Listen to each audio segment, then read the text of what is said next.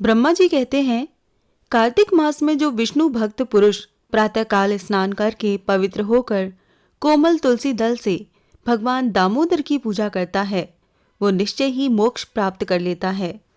जो भक्ति से रहित है, वो यदि सुवर्ण आदि से भगवान की पूजा करे तो भी वो उसकी पूजा ग्रहण नहीं करते। सभी वर्णों के लिए भक्ति ही सबसे उत्कृष्ट मानी गई है। भक्तिहीन कर्म भगवान विष्णु को प्रसन्न करने वाला नहीं होता। यदि तुलसी के आधे पत्ते से भी प्रतिदिन भक्ति पूर्वक भगवान की पूजा की जाए तो भी वो स्वयं आकर दर्शन देते हैं। पूर्व काल में भक्त विष्णुदास भक्ति पूर्वक तुलसी पूजन से शीघ्र ही विष्णु धाम को चला गया और राजा चोल उसकी तुलना में गौण हो गए। अब तुलसी का महात्म्य सुनो। वो पाप का नाश और पुण्य की वृद्धि करने वाली है। अपनी लगाई हुई तुलसी जितना ही अपने मूल का विस्तार करती है, उतने ही सहस्र युगों तक मनुष्य ब्रह्मलोक में प्रतिष्ठित होता है। यदि कोई तुलसी संयुक्त जल में स्नान करता है तो वो सब पापों से मुक्त होकर भगवान विष्णु के लोक में आनंद का अनुभव करता है।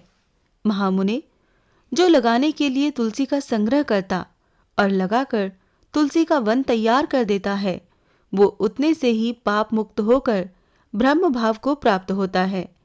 जिसके घर में तुलसी का बगीचा विद्यमान है, उसका वो घर तीर्थ के समान है। वहां यमराज के दूत नहीं जाते। तुलसी वन सब पापों को नष्ट करने वाला, पुण्यमय तथा अभीष्ट कामनाओं को देने वाला है। जो श्रेष्ठ मानव तुलसी का बगीचा लगाते हैं, वो यमराज को नहीं देखते। जो मनुष्य तुलसी काष्ठ संयुक्त गंध धारण करता है, क्रियमाण पाप उसके शरीर का स्पर्श नहीं करता। जहां तुलसी वन की छाया होती है, वहीं पितरों की तृप्ति के लिए श्राद्ध करना चाहिए। जिसके मुख में, कान में और मस्तक पर तुलसी का पत्ता दिखाई देता है, उसके ऊपर यमराज भी दृष्टि नहीं डाल सकते। फिर दूतों की तो बात ही क्या है। जो प्रतिदिन आदरपूर्वक तुलसी की महिमा सुनता है, वो सब पापों से मुक्त होकर ब्रह्मलोक को जाता है।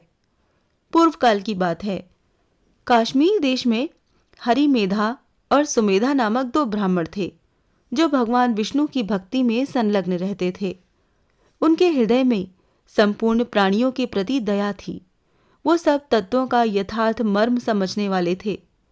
किसी समय वो दोनों श्रेष्ठ ब्राह्मण तीर्थ यात्रा के लिए चले। जाते जाते किसी दुर्गम वन में वो परिश्रम से व्याकुल हो गए। वहां उन्होंने एक स्थान पर तुलसी का वन देखा। उनमें से सुमेधा ने वो तुलसी का महान वन देखकर उसकी परिक्रमा की और भक्ति पूर्वक प्रणाम किया।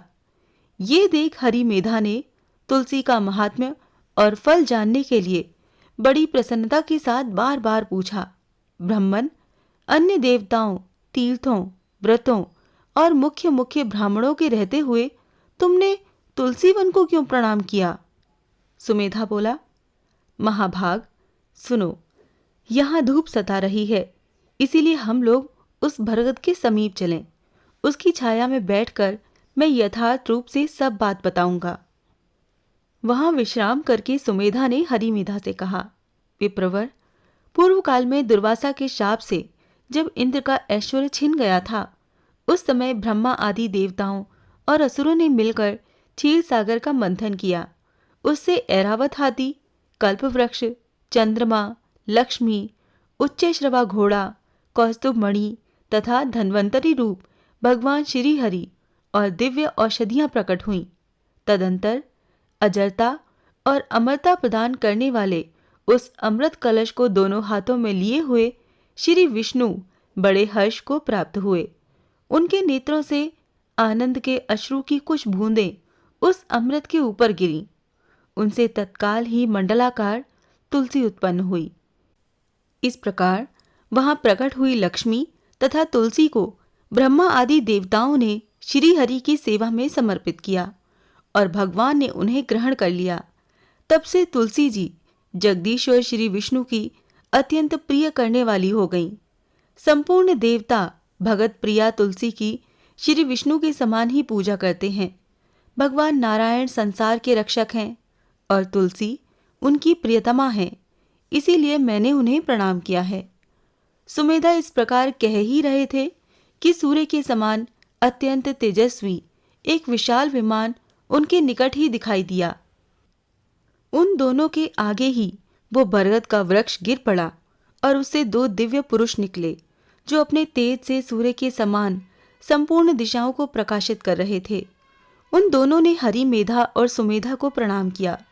उन्हें देखकर वो दोनों ब्राह्मण भय से विहल हो गए और आश्चर्यचकित होकर बोले, आप दोनों कौन हैं? देवताओं के समान आपका सर्व मंगलमय स्वरूप है। आप नूतन मंदार की माला धारण किए हुए कोई देवता प्रतीत हो रहे हैं। उन दोनों के इस प्रकार पूछने पर वृक्ष से निकले हुए पुरुष बोले, विप्रवरो, आप दोनों ही हमारे माता पिता और गुरु हैं। बंधु आदि भी आप दोनों ही हैं। इतना कहकर उनमें से जो ज्येष्ठ था वो बोला, मेरा नाम आस्तिक है। मैं देवलोक का निवासी हूँ। एक दिन मैं नंदनवन में एक पर्वत पर क्रीड़ा करने के लिए गया। वहां देवांगनाओं ने मेरे साथ इच्छानुसार विहार किया। उस समय युवतियों के मोती और बेला के हार तपस्या करते हुए लोमश मुनि के ऊपर गिर पड़े। वो सब देखकर मुनि को बड़ा क्रोध हुआ। उन्होंने सोचा, स्त्रियां तो परतंत्र होती हैं, अतः ये उनका अपराध नहीं है। ये दुराचारी आस्तिक ही शाप पाने योग्य है। ऐसा निश्चय करके उन्होंने मुझे शाप दिया, अरे तू ब्रह्म राक्षस होकर बरगद के वृक्ष पर निवास कर। फिर मैंने विनय पूर्वक जब उन्हें प्रसन्न किया तब उन्होंने इस शाप से मुक्त होने की अवधि भी निश्चित कर दी। जब तू किसी ब्राह्मण के मुख से भगवान विष्णु का नाम और तुलसी दल की महिमा सुनेगा तब तत्काल तुझे उत्तम मोक्ष प्राप्त होगा। इस प्रकार मुनि का शाप पाकर मैं चिरकाल से अत्यंत दुखी होकर इस बट वृक्ष पर निवास करता था। आज दैववश आप दोनों के दर्शन से मुझे निश्चय ही ब्राह्मण के शाप से छुटकारा मिल गया। अब मेरे इस दूसरे साथी की कथा सुनिए। ये पहले एक श्रेष्ठ मुनि थे और सदा गुरु की सेवा में ही लगे रहते थे। एक समय गुरु की आज्ञा का उल्लंघन करके ये ब्रह्म राक्षस भाव को प्राप्त हो गए, किंतु आपके प्रसाद से इस समय इनकी भी ब्राह्मण के श्राप से मुक्ति हो गई। आप दोनों ने तीर्थ यात्रा का फल तो यहीं साध लिया। ऐसा कहकर वो दोनों उन श्रेष्ठ ब्राह्मणों को बार बार प्रणाम करके उनकी आज्ञा लेकर प्रसन्नतापूर्वक दिव्य धाम को गए।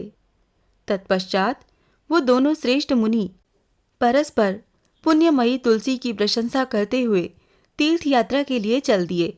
इसीलिए भगवान विष्णु को प्रसन्नता देने वाले इस कार्तिक मास में तुलसी की पूजा अवश्य करनी चाहिए।